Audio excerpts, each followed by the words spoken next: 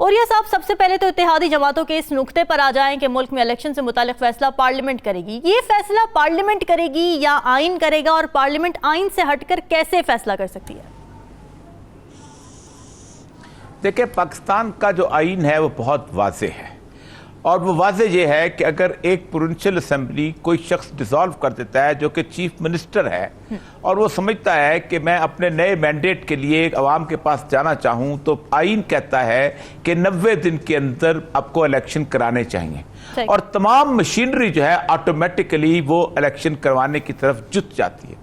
Finance department उसको automatically fund जारी कर देता है, क्योंकि उसके फंड पार्लियामेंट में नहीं रखे होते, उसके फंड रेगुलर बजट में नहीं रखे होते, उसके फंड बजट से, प्रोविंशियल और सूबाई बजट से निकाल के प्रोविंशियल कंसोलिडेटेड फंड में रखे होते हैं। प्रोविंशियल कंसोलिडेटेड फंड होता है जिनमें इमरजेंसी की चीजें रखी होती हैं, इसीलिए उसको फौरन जारी कर दिया जाता है, स्टेट बैंक जारी कर देता है। जो गवर्नर है वो तारीख दे देता है, इलेक्शन कमीशन आगे शेड्यूल जारी कर देता है, जो नॉर्मल किसी मुल्क के अंदर होता है। लेकिन हुआ ये है कि ये पार्लियामेंट जो है, इससे पहले ही इनके जितने भी कर्ता धर्ता थे उन्होंने कहा कि हम ये इलेक्शन नहीं कराएंगे। लेकिन अगर आज से कम से कम 2-3-4 महीने पहले की इनकी गुफ्तगू सुन लें, तो मरियम नवाज भी कहती थी तुम असेंबलियां तोड़ो, हम इलेक्शन कराते हैं। शायद खकान अब्बासी असेंबलियां तोड़ो, हम इलेक्शन कराते हैं। ठीक है, उसके बाद वो दूसरे तीसरे जितने भी छोटे मोटे सारे असेंबलियां तोड़ो, हम इलेक्शन कराते हैं।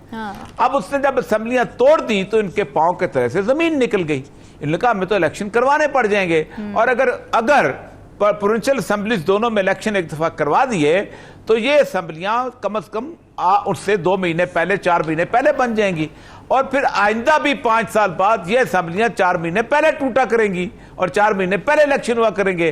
तो ये तो परमानेंट इमरान खान जो है उसका गर्दन पे हाथ आ जाएगा, और अब इमरान खान रहे या ना रहे, खौफ इनको था। अब इस सारे सूरत हाल के अंदर पार्लियामेंट ने तो कोई काम करना ही नहीं था। काम तो करना था इलेक्शन कमीशन ने, काम तो करना था फाइनेंस डिपार्टमेंट ने, और काम करना था बाकी इदारों ने जिन्होंने बाकी चीजें प्रोवाइड करनी थी। पार्लियामेंट में तो मसला उस वक्त आता जब इलेक्शन को कंफ्यूजन होती, या इलेक्शन को आपने कोई आईनी तरमीम पास करनी होती 2/3 मेजॉरिटी में, तब आता ना जी। लेकिन उसके बवजह यह कि उन्होंने डिले किया। पहले रूलिंग आई सबसे पहले हाई कोर्ट पंजाब की के 90 दिन में इलेक्शन करा दो। उसके ऊपर लोगों ने कहा, वकला ने कहा कि इनकी नीयत नहीं है ठीक करने की। उन्होंने कहा कैसे कहते हो, तुम नीयत में कैसे पहुंच गए हो? अब तो नीयत सामने आ गई ना कि नीयत नहीं है। तो उसके ऊपर फिर सुप्रीम कोर्ट ने एक पिटीशन थी, ये अक्सर कहते हैं कि सुओ मोटो लिया, एक पिटीशन थी, एक रेफरेंस था, 1-2 जजों ने किया था कि हमने केस सुनते सुनते इस नतीजे में पहुंचे हैं। तो ये अगर आप सुन लें तो उसके ऊपर हुआ ये था कि एक सप्तान जो है स्पीकर, उन्होंने पिटीशन जारी की, तारीख की थी कि भाईजान ये लोग काम नहीं कर रहे, पार्लियामेंट का तो मसला ही नहीं था, ये ना फाइनेंस डिपार्टमेंट काम कर रहा है, ना इलेक्शन कमीशन काम कर रहा है, और ना उसके बाद बाकी वो लोग जिन्होंने सिक्योरिटी प्रोवाइड करनी वो काम कर रहे हैं। उसके बाद हुआ ये कि उन्होंने इलेक्शन कमीशन को डायरेक्शन दी कि तुम कुछ करो। उसने बजाय इसके कि अपना इख्तियार इस्तेमाल करना 224 के तहत कि भाई मुझे सिक्योरिटी दो, मुझे, उसने मुशावरत शुरू कर दी।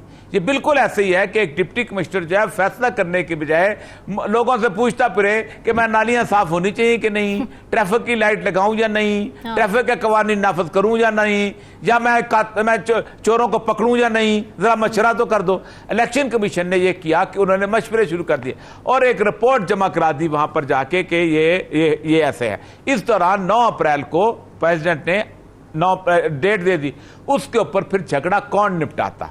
अब हिलाली साहब भी यहां माशाल्लाह सारी जिंदगी ब्यूरोक्रेसी में रहे हैं। अब जब ये लेवल आ जाए तो आप मुझे बताइए कि कौन निपटाता।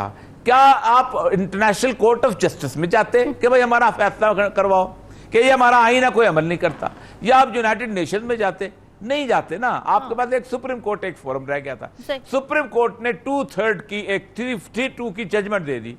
उसके ऊपर लिखा हुआ है 3/2। कोई जज नहीं कहता ये 3 और 4 की जजमेंट है। इन्होंने एक झगड़ा चल दिया 3 और 4 और ये और वो। असल मसला यही था। अब मसला यह है कि आज भी यही दोहरा रहे हैं 3-4। अब तो 8 वाली जजमेंट भी नहीं मान रहे ना। सुप्रीम कोर्ट ने 8 जजों की जजमेंट दी है। इस नया कानून है 8, यानी मेरी मेजॉरिटी की जजमेंट है। 15 टोटल जज हैं, 8 उधर हैं, 7 मुखालिफ हैं। उसकी जजमेंट नहीं मान रहे, ये नहीं मानना चाहते। आज इनके लगता है आखिरी दिन है। ये बस तकरीरें कर रहे हैं आज, माशाल्लाह कर लें जितनी लंबी करनी है तकरीरें। शौक। और ये सब जरा मुज़ाकरात की थोड़ी बात कर लेते हैं। अब जो आज इत्तेहादियों का इजलास हुआ उसमें उन्होंने एक नई बात की है। वो कह रहे हैं कि जी पीटीआई से मुज़ाकरात के लिए पार्लियामेंट्री कमेटी का फॉर्म इस्तेमाल होगा, यानी बराह रास्त नहीं करेंगे मुज़ाकरात, स्पीकर के थ्रू मुज़ाकरात करेंगे। ये कैसी स्ट्रैटेजी है, कितनी इफेक्टिव साबित हो सकती है और ऐसा उन्होंने किया क्यों है डिसाइड? देखेंगे डिलेइंग टैक्टिक्स है। मैं आपको एक आज मज़ेदार बताते हैं, इनका खौफ पढ़ाता हूं आपको। ये आज पाकिस्तान की government of Pakistan cabinet secretariat cabinet division ने नोटिफिकेशन किया जी। Cabinet meeting to be held on Wednesday 26 April 2023 at 14:30 hours in the prime minister house. ठीक है जी, सही। उसके अंदर लाइसा मज़ेदार बात देखें, substitution of the world federal government with appropriate authorities. सुभान अल्लाह, यानी कि अदालत में कहेंगे जी ये तो फेडरल गवर्नमेंट ने किया ही नहीं, ये तो अप्रोप्रिएट अथॉरिटीज ने किया है। अच्छा। यानी आप अंदाजा करें इनका खौफ अदालत का इस तरह का है कि आज उन्होंने वफाकी हुकूमत का नाम ही बदल दिया। यानी आप खुद सोचे कि वफाकी हुकूमत की जगह अप्रोप्रिएट अथॉरिटीज, जैसे वो नोटिफिकेशन करते थे ना, नोटिफिकेशन क्या करते था, जैसे competent authority has said so, कुछ नहीं होगा। उन्होंने कहा प्रॉपर्टी अथॉरिटी की डेफिनेशन करो। अच्छा। अदालत बुलाएगी कहेंगे प्रॉपर्टी अथॉरिटी की डेफिनेशन करो, और उसके बाद कहेंगे जी कौन सी प्रॉपर्टी अथॉरिटी है, उसके मेंबर कौन थे, बुला लेते हैं हम उनको। यानी ये बिल्कुल ऐसे ही है कि जैसे कबूतर जो आंखें बंद कर लेता है ना बिल्ली को देख के, बिल्कुल। ये मैं पढ़ के हंस रहा हूं, और मुझे उस कैबिनेट सेक्रेटरी मेरा दोस्त है, मुझे उसकी अक्ल पे मातम करने को जी चाह रहा है। ओ भाई तुमने किस लिए नोटिफिकेशन किया?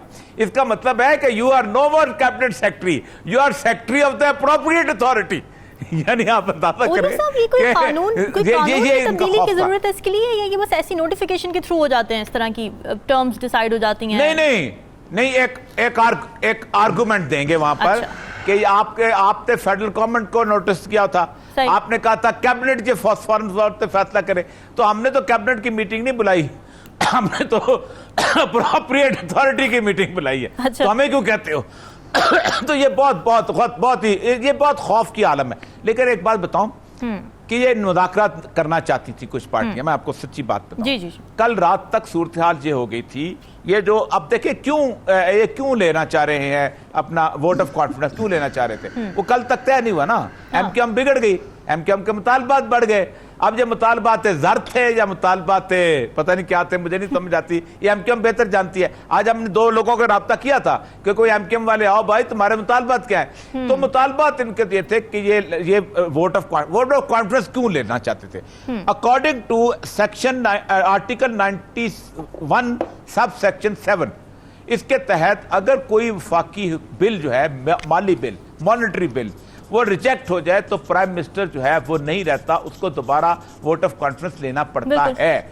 तो ये कहते थे कि अदालत से पहले हम वोट ऑफ कॉन्फिडेंस ले लें ताकि अदालत के पास हमें ये बहाना न रहे। अब जब एमक्यूएम को पता चला है अच्छा ये तो जरूरत पड़ गई, तो उन्होंने कहा जी हमारे तो मुतालबात है। अच्छा, और ये सब इस पे जरा उसके ऊपर एक और मेरी इतना एक और है, मेरी कॉन्फिडेंस मोशन के ऊपर जी, इस पे जरा इसके क्या इम्पैक्ट हो सकता है? मेरी कितना और है जी, आप बता दें। जी बताएं।